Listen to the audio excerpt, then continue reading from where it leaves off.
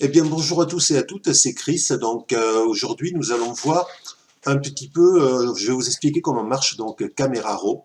On va commencer par Camera Raw Photoshop Element 15 sur celui-ci. Et là, vous pouvez voir sur ce petit dessin que j'ai mis, enfin, ce petit imprimé écran, d'un côté, la différence entre le Camera Raw Photoshop CC et c'est le 2017 et le Camera Raw donc Photoshop Element 15. En fait, moi au départ, je pensais que Camera Raw c'était la même chose que ce soit sur Photoshop Element ou sur Photoshop CC. Je me suis dit il n'y a pas de raison que ça soit différent, mais ben, en fait, vous pouvez voir qu'il y a pas mal de différences. Ici, regardez le nombre sur Camera Raw Photoshop, vous pouvez voir qu'il n'y a que 3 petits onglets, alors que regardez le nombre d'onglets ici, entre autres.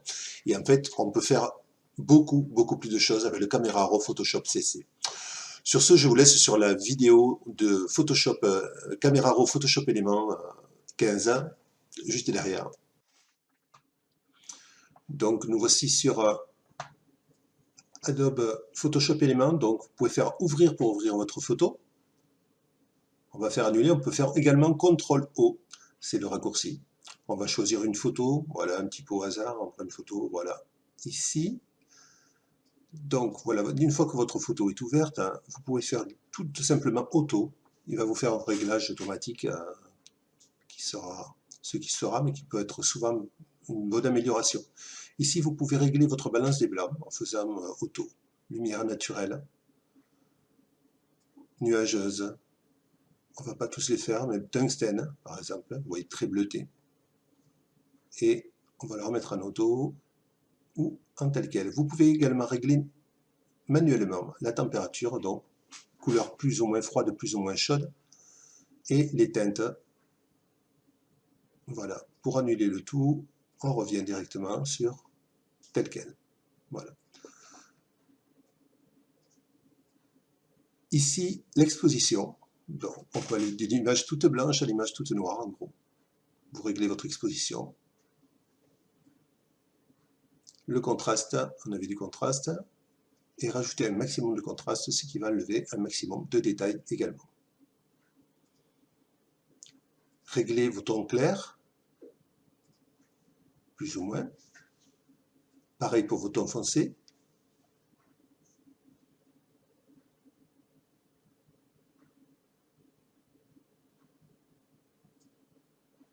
Diminuez, augmentez vos blancs.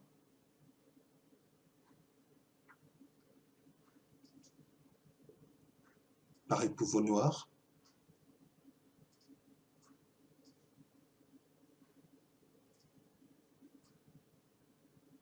Ici, la clarté, ça va vous permettre de faire une image assez floue, David Hamilton, ou au contraire, très claire, presque trop claire, parce que ça va vous rajouter par contre des détails très durs, quoi, surtout sur les visages.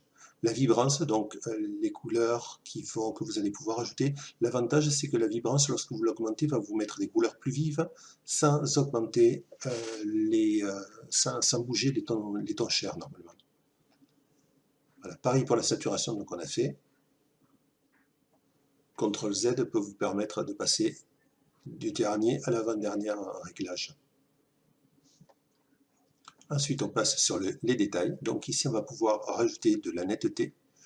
Alors, ça vous permet que lorsque vous avez une image un petit peu floue, de retrouver cette image beaucoup plus claire. L'inconvénient, ça va rajouter du grain. Donc, si votre image est, par exemple, déjà un petit peu de grain, il faut éviter.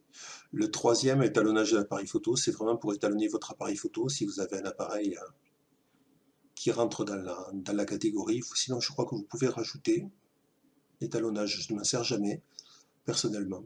Et le processus, gardez le dernier. Ce que vous pouvez faire ensuite, c'est enregistrer l'image lorsqu'elle vous plaît. Donc, au départ, vous sélectionnez un dossier. Donc, on va revenir ici. On va faire un clic droit, nouveau dossier. Vous l'appelez comme vous voulez.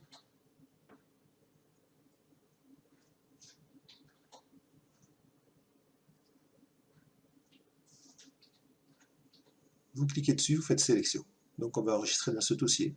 Là, vous donnez le nom à votre image.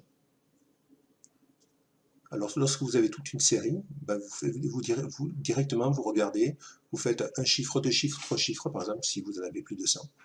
et vous commencez par un numéro d'assurance. Au niveau de l'extension de fichier, on n'a pas le choix, c'est automatiquement du DNG sur le Camera Raw de Photoshop Element. Je dis bien de Photoshop Element car on verra que le Camera Raw de Photoshop est carrément différent de celui-là, beaucoup plus complet en fait. Ce Camera Raw là est vraiment très simplifié. Donc ensuite vous faites enregistrer.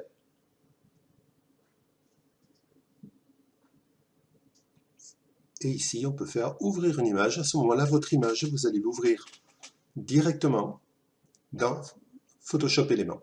Vous allez pouvoir la retraiter. Donc, si cette vidéo vous a plu, n'oubliez pas de mettre un petit pouce bleu sur YouTube, et non pas sur notre support, et de vous abonner à ma chaîne si vous souhaitez être au courant de toutes les prochaines vidéos qu'il y aura. Alors, il y aura des vidéos, vous verrez un petit peu sur tout. Donc là, c'est Camera Raw, le prochain, ça sera Camera Raw Photoshop CC. Il y aura également des vidéos sur directement la prise de vue photo, avec tous les réglages de base, etc. D'autres sur Photoshop, et d'autres sur la vidéo un petit peu plus tard.